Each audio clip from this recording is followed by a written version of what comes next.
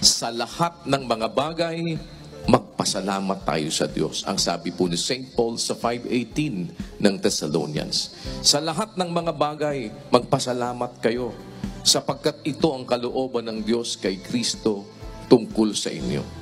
Kaya po, ang aming laging sinasabi, huwag po kayo sa amin magpasalamat. Pasalamat po tayo sa Diyos na pinanggagalingan ng lahat ng kabutihan. Kami ay maliit na kasangkapan lamang upang makarating sa inyo ang kabutihan ng Panginoon. Ito'y aming pananampalataya, hindi para kami po ay tumanggap ng anumang bagay in return mula sa inyo. Dahil kami po ay nagsisikap na mag-advocate ng kapayapaan, sumunod sa batas, maging isang mabuting mamamayan, at huwag maging sakit ng ulo ng lipunan, kundi maging bahagi ng pagmamalasakit sa ating mga kapwa-tao na nangangailangan. Yan po ang daladalang prinsipyo ng members ng Church of God International.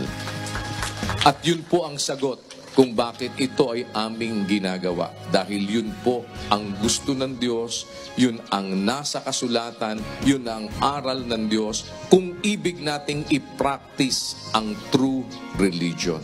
And we just hope na hindi lamang po ang liwanag sa kalsada, hindi lamang ang tubig na maiinom natin ang aming maihatid sa inyo, kung hindi ang tunay na liwanag at ang tunay na tubig at ang tunay na pagkain ng ating mga kaluluwa.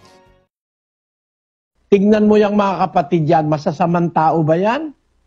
Meron ka bang masasabing ginawang masama niyang mga tao na yan? Napakabubuting tao niyan eh. Ang mga kaanib sa ang dating daan, hindi masasamang tao. Hindi kami dating daan. Tapos nag-comment siya kay Bro Eli Soriano, kaya pala mabait yung asawa ko daw. Yes guys, dating daan talaga si Nathan, ng aking asawa. Lagi silang, ayun, nagdadasal, mga ganyan. Iba talaga siguro pag dating daan.